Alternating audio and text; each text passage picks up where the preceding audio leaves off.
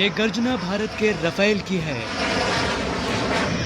ये गर्जना ऐसे योद्धा की है जिसके इंतजार में भारतीय वायुसेना के लगभग 2 दशक बीते हैं। रफेल विमानों की भारत में लैंडिंग के बाद पीएम मोदी, रक्षा मंत्री राजनाथ सिंह, एमपी के सीएम शिवराज सिंह चौहान, ज्योतिरादित्य सिंधिया समेत कई नेताओं ने रफेल का स्वागत किया। सभी ने ट्वीट कर रफेल का स्वागत किया। वहीं ज्योतिरादित्य सिंधिया ने अपने ट्विटर अकाउंट पर लिखा कि भारतीय वायु क्षेत्र में प्रवेश करने वाले रफेल अंबाला के रास्ते में भारत के लिए एक महान मील का पत्थर और भारतीय वायु सेना में एक और पंख है। इससे भारत की लड़ाकू क्षमताओं को बढ़ावा मिलेगा। वहीं दूसरी तरफ कांग्रेस रफेल डील और रुपयों के लेन देन पर सवाल खड़े कर रही है। कांग्रेस नेता दिग्विजय सिंह ने रफेल को लेकर पीएम मोदी पर बड़े आरोप लगाए, साथ ही रफेल के दाम बताने की मांग की। नरेंद्र मोदी जी ने सरकार में आने के बाद बिना कैबिनेट कमेटी के अप्रूवल के, बिना रक्षा मंत्रालय के सलाह के, बिना वित्त मंत्रालय के सलाह कर चुपचाप जाकर फ्रांस की सरकार के साथ समझौता कर लिया और 126 हवाई जहाजों के जो भारत की सुरक्षा के लिए जरूरी थे उन्हें घटाकर 36 कर दिए।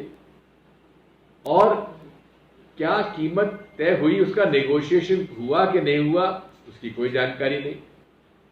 और ये भी तय कर लिया कि HAL में निर्माण नहीं होगा और प्राइवेट कंपनी के द्वारा किया जाएगा जिसके पास कोई भी अनुभव नहीं था। अब ये फैसले हो जाने के बाद जब लोगों ने पूछा कि कीमत बताइए, कीमत नहीं बताते। यहां तक कि सुब्रमण्यम स्वामी जी ने तो सुप्रीम कोर्ट में इस सौदे के खिलाफ केस भी दायर कर दिया था, लेकिन उन पर दबाव डालकर विड्रॉ करा लिया गया। अब 5 हवाई जहाज हमारे जो आए हैं, क्या वो हमारी सुरक्षा के लिए पर्याप्त है? अभी आज बताया गया है कि 59,000 करोड़ में ये खरीदे गए हैं, यानी कि 36 फाइटर एयरक्राफ्ट खरीदे गए हैं 59,000 करोड़ में। तो जो 746 करोड़ रुपए में एक हवाई जहाज खरीदा जा था, तो प्रति हवाई जहाज लगभग 1600 करोड़ में अब ये आएगा। अब ये कीमत इतनी कैसे बढ़ गई? इसका प्राइस नेगोशिएशन क्या भारत सरकार के अधिकारियों ने किया था? क्या वित्त मंत्रालय को इसके सलाह मशवरा किया गया था? ये सारे सवाल हैं जिसका जवाब ना तो मोदी जी देते हैं, ना सरकार देती है, और कहीं ना कहीं कुछ राज छुपा हुआ है जिसे बताते नहीं है। चौकीदार बनकर चौकीदारी करने का वादा मोदी जी ने किया था, लेकिन सही चौकीदारी नहीं कर पाए, ये बात साफ है। उन्हें जवाब देना होगा। विपक्ष का अधिकार है जवाब मांगना, और हम जवाब मांगेंगे, दृढ़ता से मांगेंगे, और इन्हें जवाब देना होगा। दिग्विजय सिंह लगातार रफेल को लेकर ट्वीट तो कर ही रहे थे, अब वो सामने भी आ गए हैं। लेकिन दिग्विजय सिंह पर एमपी के गृह मंत्री नरोत्तम मिश्रा ने हमला किया है। नरोत्तम मिश्रा की माने तो देश के लिए ना सोचने वाले लोगों को दूसरे देश की नागरिकता ले लेनी चाहिए। हिंदुस्तान का आसमान आज राफेल की गर्जना से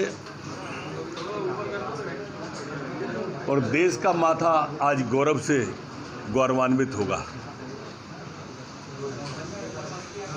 केवल 3 जगह मायूसी होगी, अगर होगी तो, या मातम होगा तो 3 ही जगह होगा, चीन में, पाकिस्तान में, और जो सुबह से ट्वीट कर रहे हैं उनके यहाँ। जो लोग रोज सुबह उठकर कभी सेना का मनोबल गिराते हैं, कभी देश के सम्मान और स्वाभिमान को आहत करते हैं, पुलिस का मनोबल गिराते हैं, ऐसे लोगों को तो अच्छा हो कि किसी दूसरे राष्ट्र की नागरिकता ले लें। बहरहाल रफेल देश में लैंड कर चुके हैं और इस पर राजनीति भी शुरू हो गई है, लेकिन रफेल लड़ाकू विमानों का भारत में आना हमारे सैन्य इतिहास में नए युग की शुरुआत है। इससे भारतीय वायुसेना की क्षमताओं में क्रांति आएगी और हमारी वायुसेना के लिए मजबूती और मील का पत्थर साबित होगी। भोपाल से हेमंत शर्मा की रिपोर्ट, MP तक।